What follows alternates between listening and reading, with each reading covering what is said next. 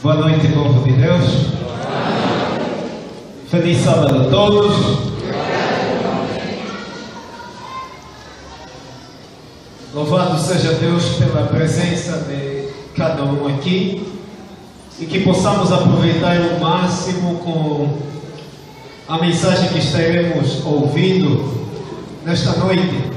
Sabe que durante a semana nós estamos retratando do tema os pés na terra, os olhos no céu. E no domingo nós falamos de um subtema, olhando para o céu. Na quarta-feira nós falamos de um outro subtema, que é pensando nas coisas do alto. Hoje, sexta-feira, estaremos tratando de um novo subtema. Dentro do tema geral, os pés na terra, os olhos no céu. Portanto, aproveitando já a anunciar, o subtema desta noite é renovação. Ok, o som assim está muito bom. Renovação da vida espiritual.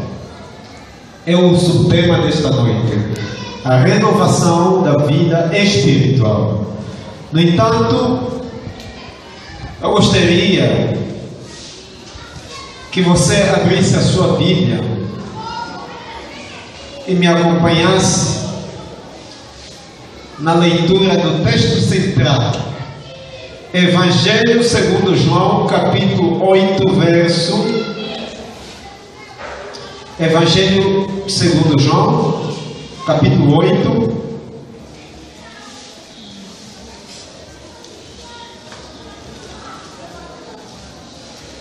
verso 3, leremos até verso 9. Evangelho segundo João. Outro dia eu falei em uma das igrejas Evangelho segundo João e muitos foram abrindo na segunda carta de João. Então, para alguns não pensar, não é segunda carta de João, mas o livro de João. João capítulo 8. João capítulo 8, que pode ser chamado também de Evangelho segundo João. Assim também como nós chamamos Evangelho segundo Mateus, Evangelho segundo Marcos, Evangelho segundo Lucas, porque são os quatro evangelistas, quatro evangelhos. Por último temos Evangelho segundo João. Então é mesmo João, o livro de João, e não segunda carta de João. Evangelho segundo João, capítulo 8, verso 3 até o verso 9. A minha versão, e eu gosto de fazer menção de versão para depois alguns questionam, o pastor está lendo aí na Bíblia dele está diferente. A minha versão é Almeida, revista atualizada, segunda edição. Diz o seguinte: os escribas e fariseus trouxeram à sua presença uma mulher surpreendida em adultério, e fazendo-a ficar de pé no meio de todos, disseram a Jesus. Quem disse a Jesus? Os escribas e os fariseus. Fiquem mesmo atentos, porque eu vou perguntando. Disseram a Jesus: Mestre, esta mulher foi apanhada em flagrante adultério. Em algumas versões está, foi apanhada num ato de adultério. Mesma coisa, flagrante adultério. Verso 5. E na lei nos mandou Moisés que tais mulheres sejam o quê? Apedrejadas. Tu, pois, que dizes? Verso 6. Isto diziam eles, tentando para terem de que o Mas Jesus, inclinando-se, escrevia na terra com o dedo.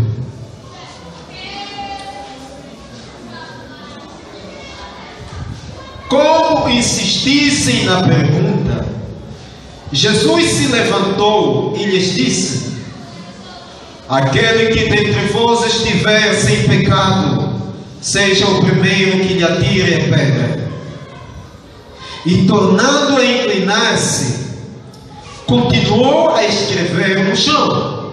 Quem continuou a escrever no chão? Jesus, obviamente.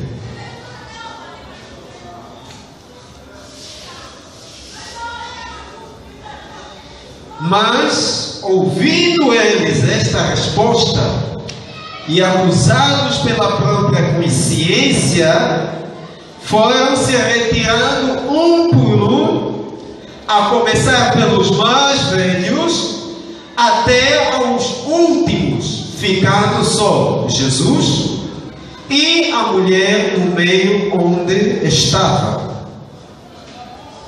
Vamos até o verso 10. Erguendo-se Jesus e não vendo a ninguém, mas além da mulher, perguntou-lhe: mulher, onde estão aqueles teus acusadores? Ninguém te condenou? Respondeu ela: ninguém, Senhor. Então lhe disse Jesus: nem eu tampouco te condeno. Vai e não peques mais. Vamos orar, vamos falar com Deus. Pai querido que estás nos céus, muito obrigado, mas muito obrigado mesmo pela tua maravilhosa graça, por tudo quanto o Senhor tem proporcionado na nossa vida, garantindo a nossa segurança e o nosso bem-estar. Estamos aqui porque temos a plena certeza que o teu Santo Espírito nos moveu das nossas casas, retirando-nos das nossas casas, trazendo-nos até aqui para ouvirmos a tua palavra.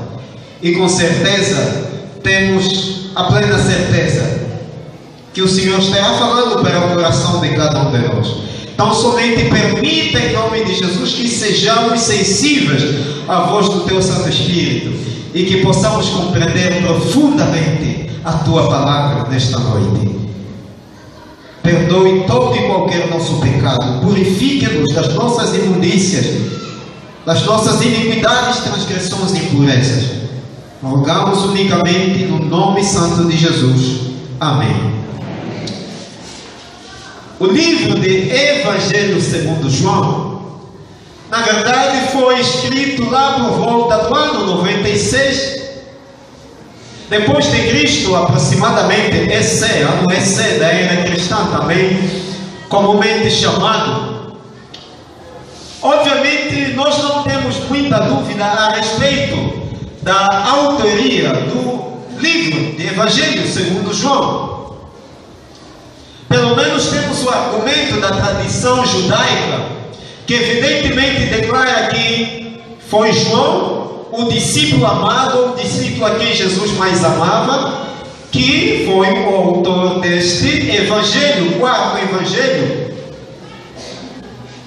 E para além do argumento da tradição judaica, também temos o argumento de alguns pais eclesiásticos primitivos, tais como o de Tertuliano, que foi um dos pais primitivos. Inclusive temos o argumento de Irineu, com base nas palavras de Policarpo. Policarpo foi um dos discípulos de João que escreveu este evangelho.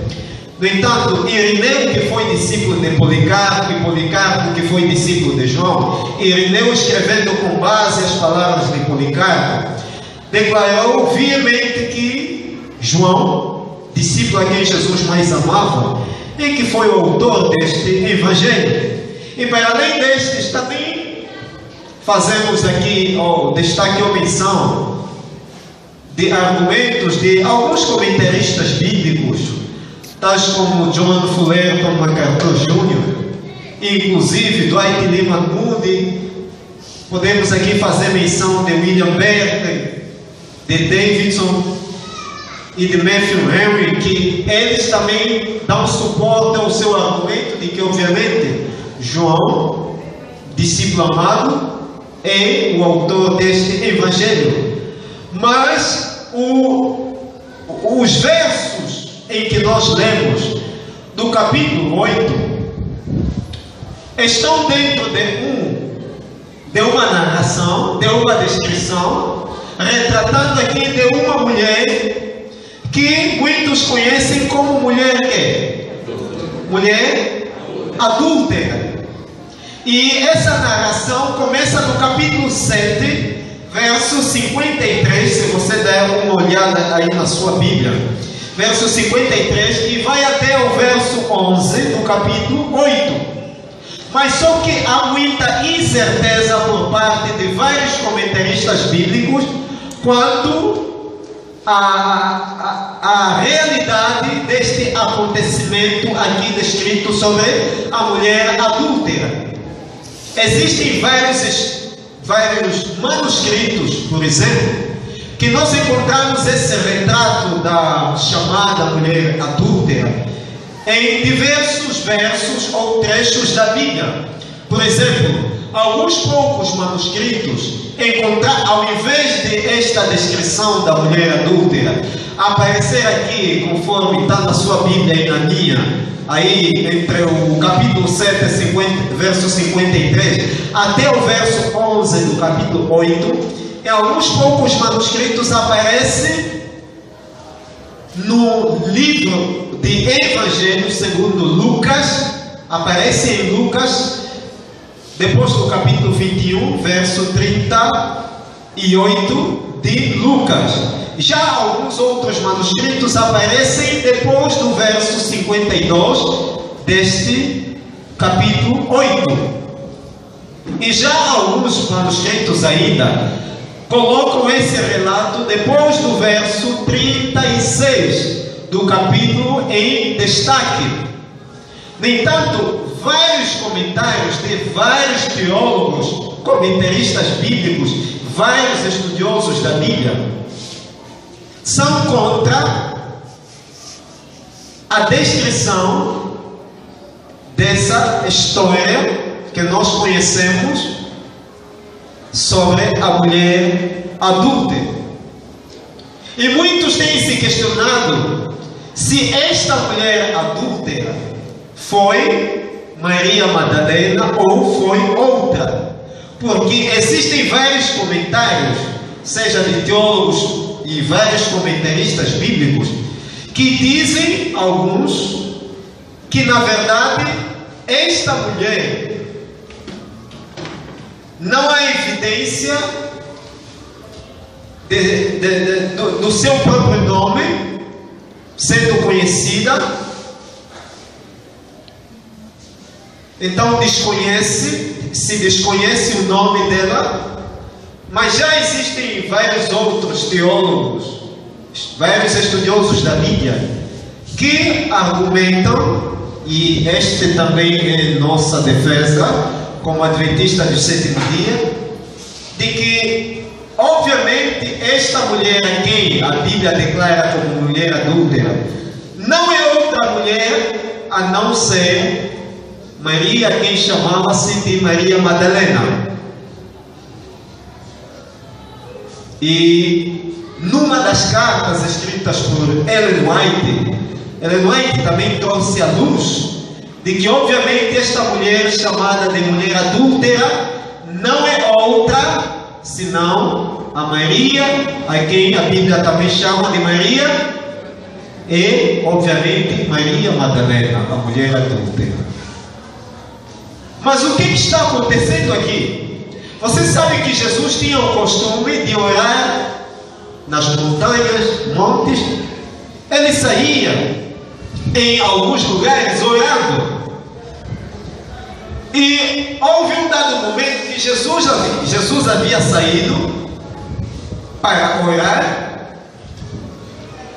E ele vinha lá do Monte das Oliveiras, obviamente. E quando ele sai do Monte das Oliveiras, já pela manhã muito cedo, ele se dirigiu ou dirige-se ao templo. E quando Jesus pela manhã dirige-se ao templo, em algumas Bíblias aparece aí o termo madrugada. Na verdade não é lá para madrugada, conforme você e eu entendemos. A referência do termo madrugada é uma referência para o período da amanhecida, logo que havia amanhecido. Ali Jesus dirigiu-se ao templo, sendo que Jesus havia se dirigido ao templo. Sabe que a multidão tinha muita multidão, a multidão melhor tinha o costume de seguir Jesus atrás, o rabi, o mestre, quando assim o vissem.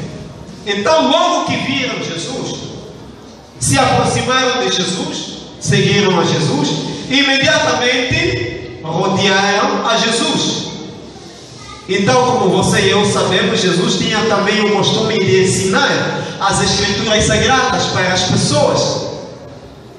Fundamentalmente, quando havia ali grande multidão, Jesus aproveitava daquele momento para inculcar lições que poderiam ficar na mente de qualquer ser humano, ficar na mente para a sua salvação. Então, logo que aquela multidão viu Jesus, tendo rodeado Jesus, o que Jesus faz? Jesus assenta-se. Jesus assentou-se porque queria ensinar lições preciosas e importantes para aquelas pessoas. Mas depois que Jesus senta-se, aí em torno da multidão, o que acontece? Os escribas, também chamados de mestres da lei ou intérpretes da lei, e também chamados de copistas, os escribas e os fariseus, muitos escribas, intérpretes da lei, na verdade eram fariseus, mas nem todos os fariseus eram escribas ou intérpretes da lei. Então a razão pelo qual aí vai os dois termos, para tornar claro que aí estava indo os copistas, escribas, intérpretes da lei, como também os fariseus, que, repito, muitos deles não eram escribas, mas escribas eram fariseus. Eles, ao entrarem, arrastam consigo uma mulher, que chamava-se quem? Como? Maria Madalena.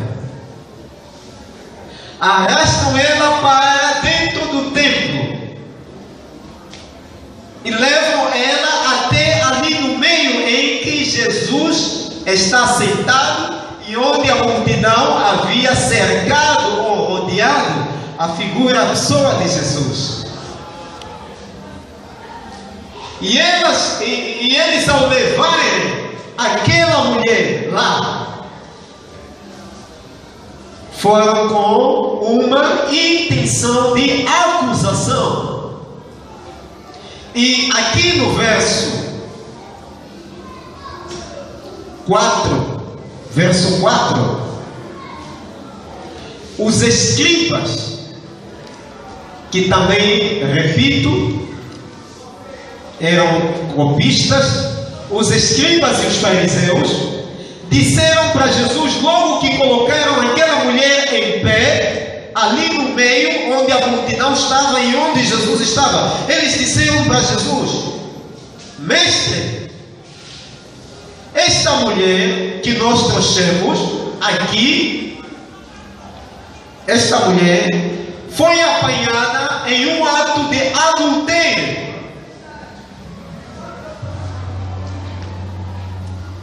E na lei, verso 5, mandou-nos Moisés que tais mulheres sejam apedrejadas. Tu, pois, que dizes? Que dizeis? Aqui temos uma armadilha preparada, uma astúcia preparada muito bem pelos fariseus e pelos escribas. Eles foram com uma acusação. Primeiro é que eles levam uma mulher sozinha, afirmando que foi apanhada em adultério. Veja que eles levaram para o templo. Mulheres adúlteras não podiam ser levadas, quando fossem apanhadas, não poderiam ser levadas lá dentro do templo. Segundo, se levaram a mulher apanhada em flagrante adultério, mulher adúltera, levaram a mulher. Onde é que estava o homem que havia adulterado com ela? Também tinha que ser apanhado, levado aonde? Lá no templo, juntamente com quem? Com a mulher. Mas só que aqui o homem não aparece na história.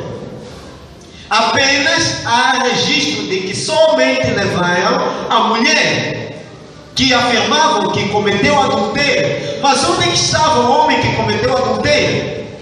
E eles usaram o argumento de que na lei Moisés nos disse que estas mulheres, quando forem apanhadas em adultério, têm que ser o quê? Apedrejadas. E eles usaram um argumento que obviamente encontra-se na lei prescrita por Moisés, lá em Deuteronômio, capítulo 22, verso 22, e também em Levítico, capítulo 20, verso 10. Aí na lei, Moisés declarou que o homem, eu até gostaria que você lesse comigo. Vamos à leitura desse texto. Deuteronômio.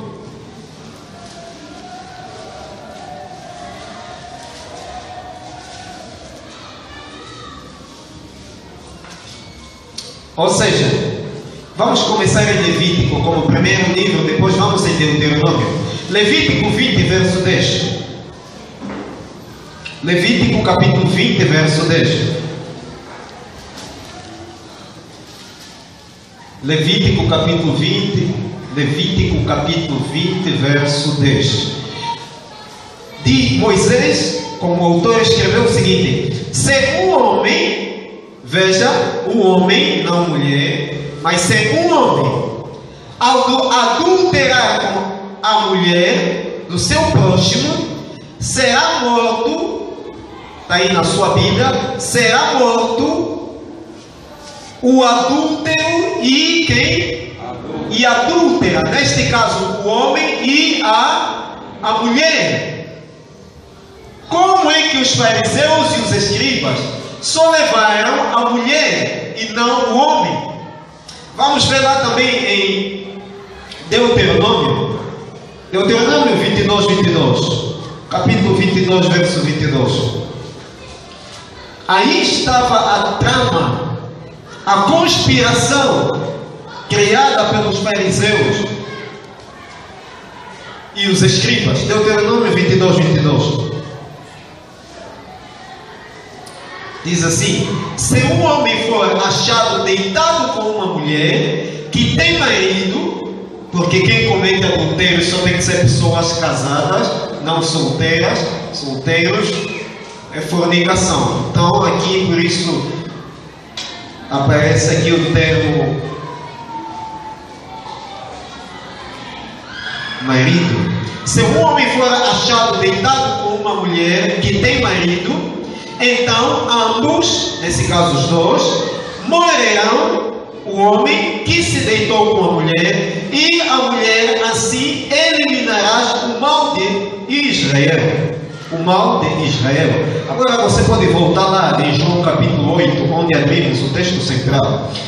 Aqui eles usaram, os escribas e fariseus, estes argumentos declarados na lei que Moisés escreveu, que o homem e a mulher tinham que ser apedrejados quando fossem apanhados em adultério. Mas o que acontece? Não levam o homem, levam exclusivamente ou unicamente a mulher, dizendo para Jesus o que Jesus pensava ou o que Jesus tinha para dizer. Mas quando eles perguntam, veja que o verso 6, João como autor, verso 6 do capítulo 8 de João, João como autor escreve: isto diziam eles, neste caso eles, os fariseus e os escribas, diziam eles, tentando para terem de que o acusar.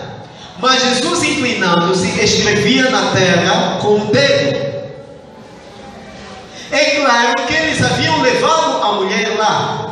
E eles estavam falando de que Moisés mandou na lei que tais mulheres fossem apedrejadas.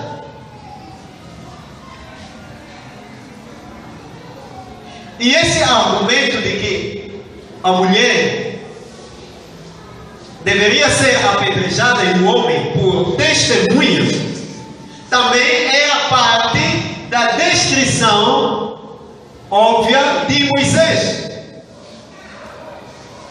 Lá em Deuteronômio capítulo 17, verso 7, e em Deuteronômio capítulo 13, verso 9, aquelas pessoas que fossem testemunhas oculares, que vissem, que o apanhassem os adúlteros, seriam as primeiras pessoas a apedrejarem as pessoas que haviam cometido o adultério.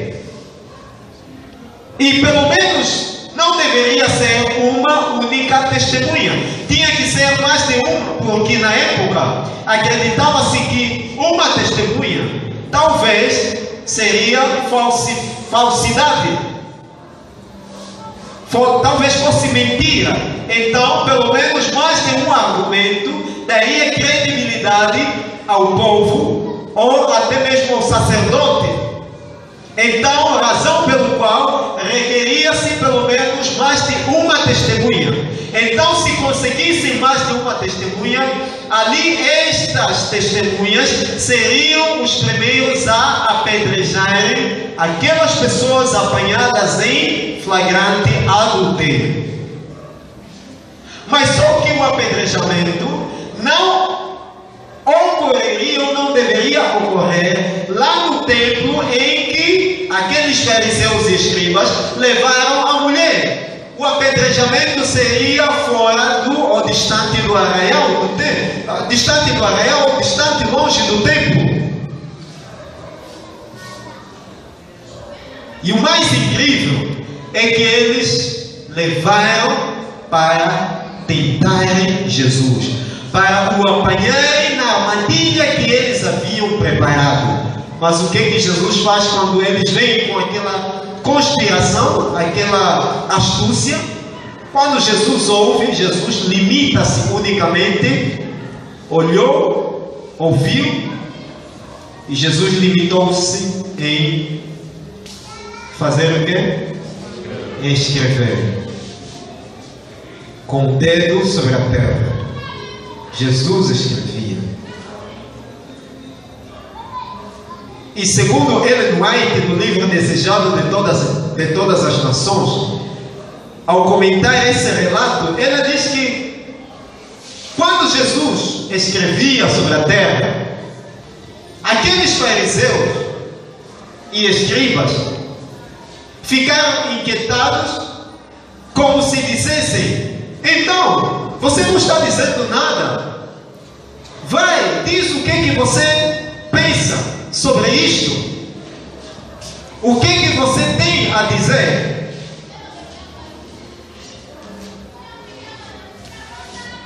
E Certamente eles faziam isso porque queriam, ou porque estavam colocando Jesus entre a espada e a parede. Ellen White declara que Jesus, enquanto eles falavam, Jesus lia os pensamentos deles, sabia o caráter de cada um deles, e Ellen White declara que Jesus conhecia muito bem a história da vida de cada um daqueles acusadores. Jesus era especialista na leitura dos pensamentos das mentes humanas, e lá ele estava lendo os pensamentos daqueles acusadores. Por quê? Porque eles colocaram Jesus entre a espada e a parede. Primeiro,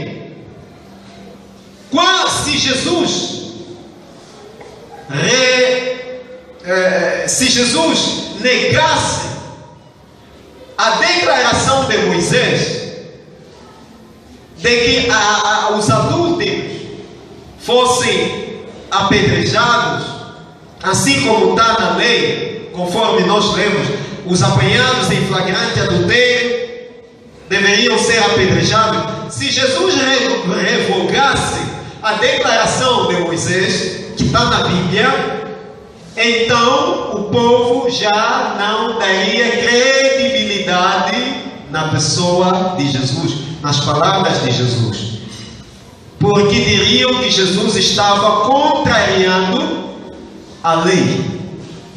Jesus estava contrariando o profeta a quem eles tanto muito respeitavam, Moisés.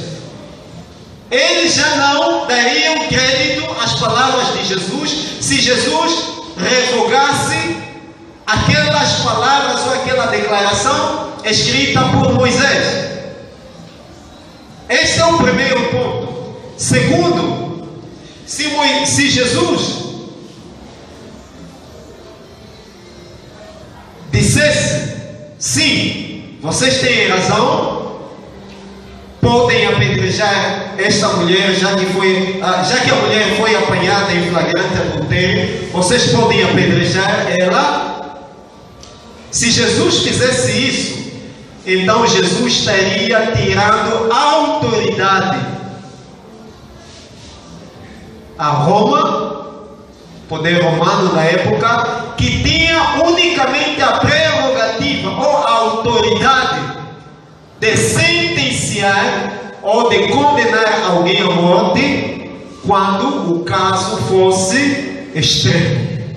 Se Jesus mandasse apedrejar, Jesus também cairia no erro. Então eles estavam seguros no pensamento deles de que aqui esse Senhor, esse não tem saída nenhuma. Ele hoje vai cair na armadilha.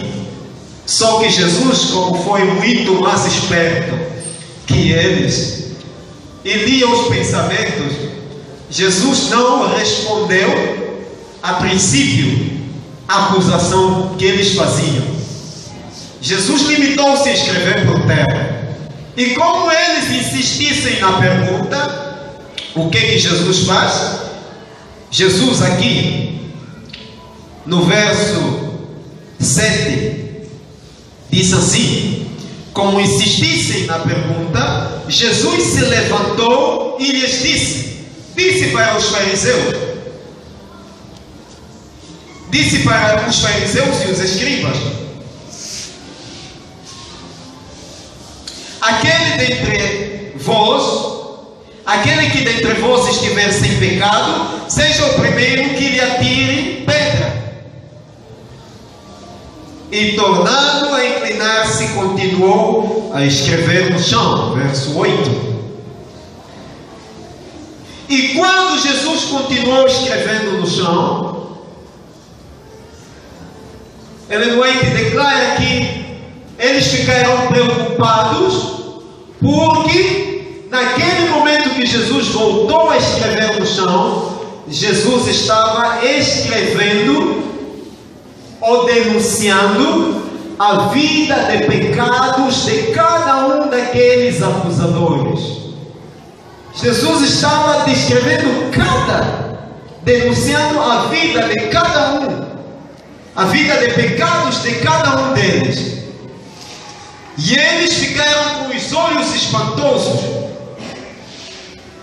Como é possível que aquilo estava acontecendo? Jesus denunciando a vida deles de pecado. E ele não ainda declara que o povo que estava lá circundando Jesus, que havia rodeado Jesus, ao perceberem nos olhos dos fariseus e dos escribas uma expressão facial diferente, o povo se apressou em chegar mais perto de Jesus, vendo o que Jesus estava escrevendo, que causou tanta admiração, mudando a expressão facial daqueles escribas e fariseus. O povo foi lá e encostou para ver o que Jesus estava escrevendo. E o povo também conseguiu perceber que Jesus estava denunciando a vida de pecado daqueles homens acusadores. E eles sentindo-se com a consciência denunciada, sentindo-se preocupados e totalmente envergonhados, o que eles fazem? Começam a retirar-se, começando desde os mais velhos, mais adultos, deixando unicamente ali Jesus e a mulher. E Jesus, depois que escreveu, disse assim, no verso 9, João, como autor, escreveu: mas ouvindo eles esta resposta e acusados pela própria consciência, foram se retirando por um, a começar pelos mais velhos até os últimos, ficando só Jesus e a mulher no meio, onde estava, verso 10. Erguendo-se Jesus e não vendo a ninguém, mas além da mulher, perguntou-lhe: mulher, onde estão aqueles teus acusadores? Ninguém te condenou? Respondeu ela: ninguém, Senhor. Então lhe disse Jesus: nem eu tampouco te condeno. Vai e não peques mais.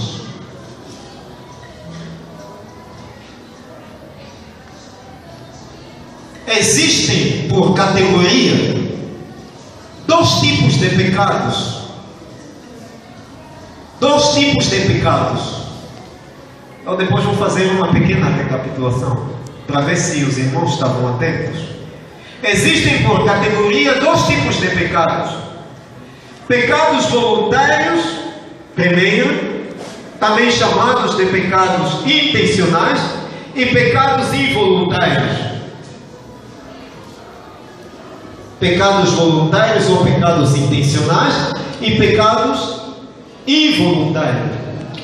Pecados voluntários ou intencionais são aqueles pecados que você comete aqueles que você premedita para cometer, aqueles pecados que você planeja cometer, aqueles pecados que você planifica intencionalmente cometer ou praticar. Pecados involuntários são aqueles que você não planeja, você não planifica, você não premedita, mas por um instante da vida, por um momento, você, por um descuido, você assusta: epa, já cometeu, pecaste, já cometeste e acabaste por pecar. Esses são involuntários, onde Deus não leva muito em consideração, porque é mesmo involuntário. Você não fez você não cometeu propositadamente, você não planejou, e você não comete como algo contínuo, uma prática, uma ação contínua de pecado. Mas o pecado voluntário que é um pecado que você planeja, você premedita, é um pecado que Deus detesta horrivelmente. Detesta horrivelmente, que Deus detesta, ou que Deus aborrece. É um pecado que desagrada totalmente aos olhos santos de Deus, quando você e eu cometemos. E é um pecado que o autor de Hebreus, que obviamente é Paulo declarando em Hebreus capítulo 10, verso 26, declara que tais pecados, voluntários ou intencionais, os que cometem, não resta mais sacrifício para estas pessoas, porque é uma prática deliberada, contínua.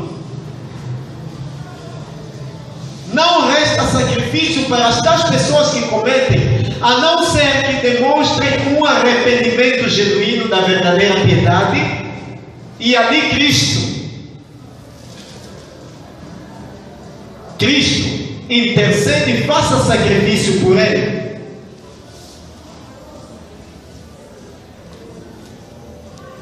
Quando você e eu cometemos o pecado voluntário, ali o sacrifício de Cristo por nós cessa, porque nós cometemos um pecado deliberado, um pecado planejado, premeditado. A não ser que você e eu tenhamos um arrependimento sincero, genuíno, de coração, ali Cristo faz ou continua fazendo sacrifício por nós.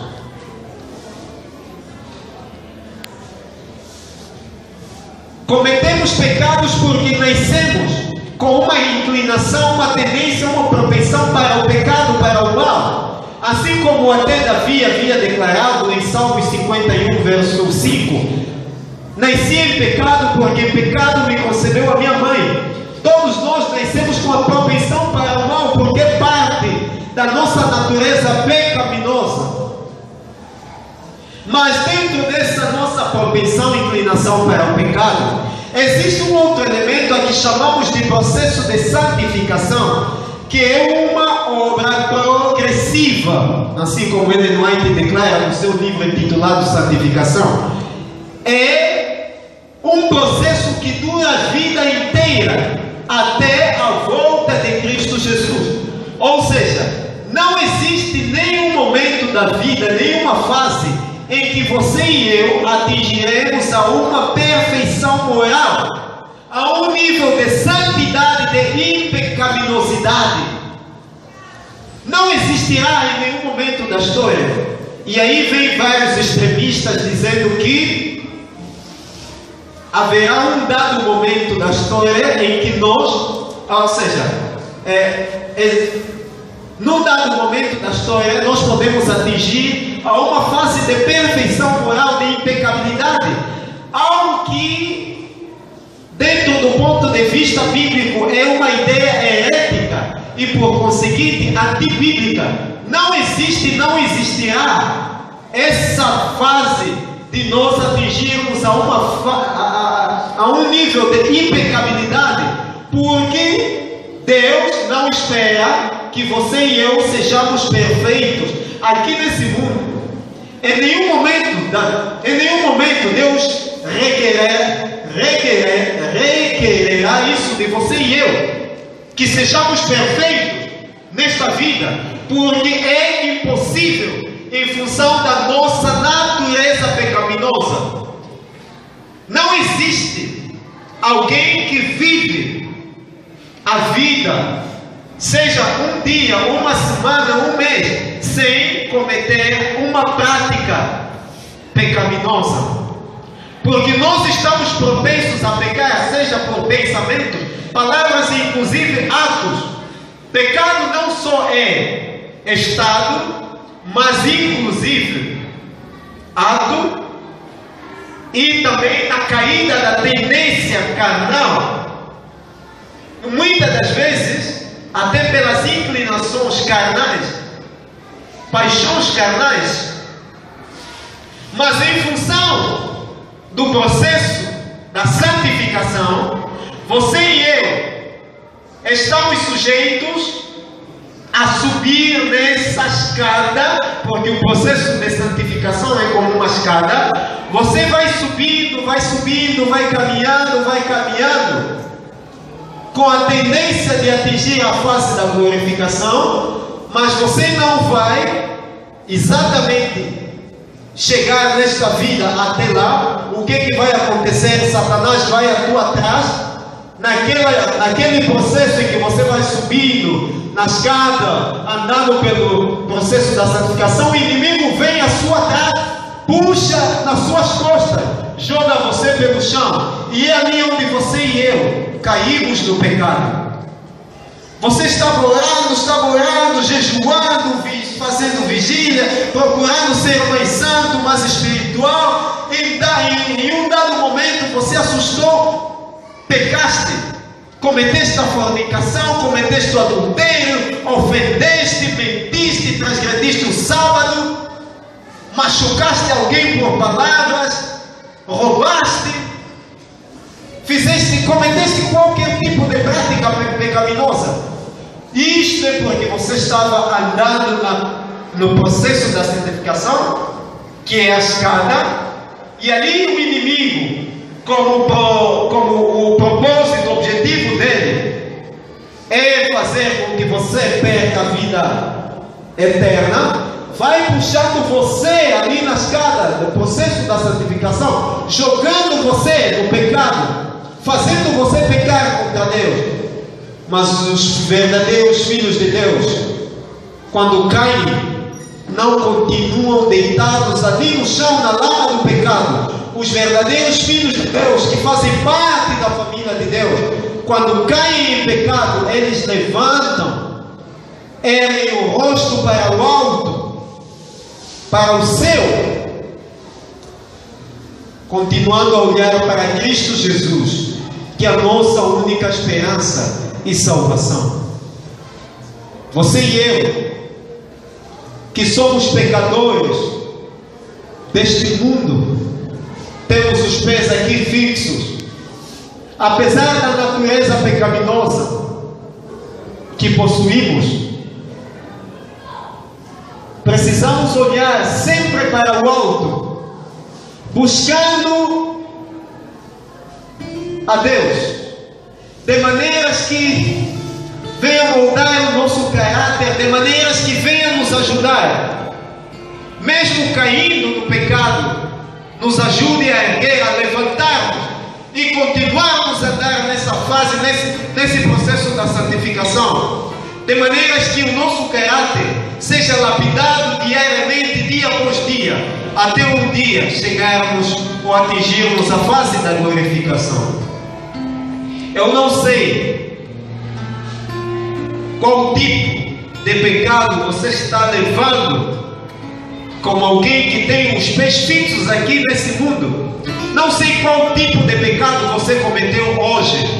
Eu não sei qual tipo de pecado você cometeu ontem, cometeste anteontem, cometeste essa semana. Mas o que eu sei, a certeza absoluta que eu tenho, é que você e eu pecamos durante esta semana. Você e eu pecamos durante estes dias. E hoje, como povo de Deus, que aguarda o retorno triunfal de Cristo Jesus a essa terra, como povo de Deus, estou enfatizando, precisamos buscar intensamente a Cristo. Mas como o buscaremos se temos os nossos pés fixos aqui na terra? O buscaremos olhando para o alto, olhando para o céu, porque lá é onde virá aquele que prometeu o novo céu e a nova terra, onde habitará a justiça. Olhemos para o céu, é lá onde é a nossa pátria, Nova Jerusalém. Pátria celestial está lá. Como buscaremos? Não colocando nosso coração aqui nessa terra, nesse mundo, onde o pecado proliferou-se, alastrou-se, multiplicou-se abundantemente. Não colocando a nossa vida aqui, onde o mal toma conta de qualquer espécie humana, onde o inimigo busca destruir a vida daqueles que buscam a santificação cotidianamente. Como o buscaremos se temos os pés fixos aqui, nesse solo de pecado? O buscaremos com o estudo diligente da sua palavra. O buscaremos pela oração contínua, pedindo que Ele faça uma renovação da vida espiritual nossa. Razão pelo qual o tema de hoje é renovação da vida espiritual. Hoje você cometeu um pecado contra Deus, e eu tenho a certeza disso. Mas a minha pergunta é: você teve um momento de comunhão, orando a Deus que Ele, pedindo a Deus que apague, que purifique você, apague esse pecado que você cometeu? Hoje você pediu a Deus que renove a sua vida espiritual? Hoje você pediu que Deus coloque em você um novo coração? Eu tenho dito que Deus é um especialista em transplante de coração, porque Ele que declarou em Ezequiel capítulo 36, verso 26: vos darei um novo coração, coração de carne, tirarei de vós o coração de pedra e colocarei em vós o coração de carne. Você quer ter a sua vida renovada, regenerada nessa noite? Eu sei que você deseja tanto isso, mas para aquelas pessoas que já são batizadas, eu não quero ainda me dirigir a elas. Quero me dirigir àquelas pessoas que ainda não tomaram decisão para o batismo, ainda não são novas criaturas. Estes é que eu quero falar. Os meus amigos que os chamei na quarta-feira, quando perguntei ainda, que ainda não são batizados, onde estão? Que se levantaram. Vocês estão aí? Os que apareceram aqui, você que apareceu aqui, meus amigos, não tenha vergonha. Você que apareceu aqui na quarta-feira, os que não são, permaneça com as mãos assim. Os não batizados, onde estão? Os não só aqueles que levantaram na quarta, mas se tem alguém aí que ainda não é batizado, por favor, levante a mão, somente as mãos. Não estou pedindo que você venha aqui, só quero ver a sua mão. Levante a mão, você que não é batizado, por favor. Ok. Exato. A palavra de Deus diz em Marcos 16, verso 16: aquele, porém, que for batizado, ou seja, quem crer e for batizado será salvo. Aquele, porém, que não crer será. Meus amigos, vocês que ainda não são batizados, vocês querem ser condenados por Jesus? Fazem um sinal para mim. Se querem, fazem um joia assim.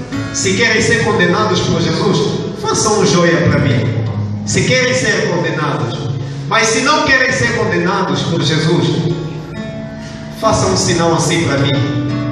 Você quer ser condenado por Jesus? Muito bom. Se você não deseja ser condenado, se você não quer ser condenado por Jesus, vou pedir você que se coloque em pé, por favor. Se você acha que não quer ser condenado por Jesus,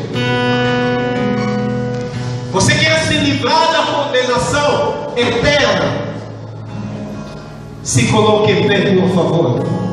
Não sou eu que estou falando para o seu coração, mas apenas como pregador sendo usado por Deus, pelo Espírito Santo. Estou aqui como uma ferramenta apelando ao seu coração. Se você não deseja ser condenado por Cristo, não tem uma condenação eterna, por favor, meu amigo, minha amiga, dê mais um passo. Você que já levantou, venha cá em frente, por favor, eu quero orar por você. Venha sem receio de ninguém. Não tenha receio do pai, da mãe, do amigo, do primo, da prima, sobrinho, sobrinha. Não tenha vergonha do avô. Não tenha vergonha de ninguém que está aqui. O que está em jogo aqui é a tua e a minha salvação.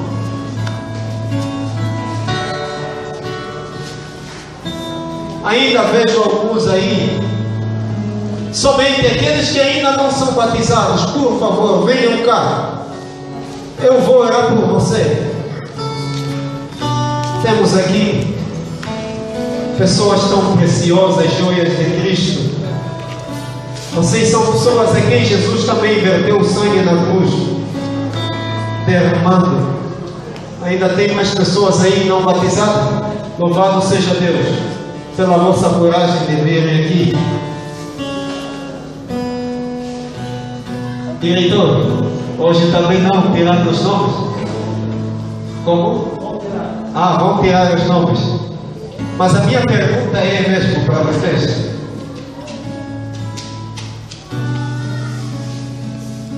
Vocês que estão aqui em frente, vocês amam a Jesus de coração? Respondem para mim. Vocês amam Jesus de coração? Sim. Se Jesus viesse hoje, vocês gostariam também de subir com Ele indo para o céu? Sim. Mas sabem que todos aqueles que amam Jesus precisam passar por um processo. Precisam demonstrar publicamente que eu amo Jesus. Eu estou disposto por tudo para Ele. E como fazer isso? É exatamente pela demonstração, pelo batismo. E a minha pergunta é: vocês desejam um dia serem batizados? Respondem para mim. Desejam um dia serem batizados? Sim. E se eu perguntar assim, quantos estariam dispostos a serem batizados amanhã? Quantos levantariam as suas mãos se for para batizar amanhã? Quantos estão dispostos? Sem vergonha, levante as mãos, sem vergonha. Se for para batizar amanhã, quantos estão dispostos? Levante as mãos mesmo. Ok, preciso contar as vossas mãos. Levantem bem as mãos. Se for para batizar amanhã, temos uma pessoa, 2 pessoas, 3 pessoas, ou seja, pessoas, um candidato, 1, 2, 3, 4, só. Levantem mesmo as mãos. Quero contar as vossas mãos. 1, 2, 3. Ok. Muito bem. Esqueci aqui. Obrigado. A menina aqui também. E quantos ainda aqui diante da igreja não estão dispostos a serem batizados amanhã? Levantem as mãos. Ainda não estão dispostos para batizarem amanhã, mas querem no outro dia. Vocês querem no outro dia, né? Então somente 5 são 5. Os que querem batizar amanhã, levantem as mãos para eu contar bem. Levantem mesmo. Levantem as mãos, por favor. Eu quero ter a certeza do número. 1, 2. O pai também está disposto a batizar amanhã, se for o caso. Ok. Temos aqui, exato. Então, vamos fazer o seguinte. Depois do culto, Depois do culto, vocês vão permanecer para uma conversa com os anciãos e eu, uma conversa de menos de 5 minutos, tá bom? Estamos juntos? Depois do culto, uma conversa, não vão diretamente para casa. Repito, depois do culto, vamos ter uma conversa de menos de 5 minutos. Deus abençoe pela vossa coragem. Eu vou orar por vocês hoje e amanhã eu estarei fazendo um apelo para os irmãos que, na verdade, já são batizados. Vamos orar? Vamos falar com Deus. Você que está sentado, acompanhe aí em oração. Querido Pai que estás nos céus, muito obrigado pelo teu grande amor. Obrigado porque temos aqui os teus filhos que decidiram se levantar. Estão dispostos, alguns, a serem batizados imediatamente amanhã. Alguns ainda não estão preparados para amanhã, mas querem no outro dia. No entanto, peço que o Senhor continue trabalhando no coração de cada um dos teus filhos aí, aqui presente, de maneiras que o inimigo não venha fazê-los desistir desta ideia, mas que esta ideia de serem batizados essa ideia possa permanecer firmemente em suas consciências e que o teu Santo Espírito venha trabalhar continuamente no coração dela, levando-lhes a uma conversão mais profunda do desejo intenso que o Senhor quer na vida deles.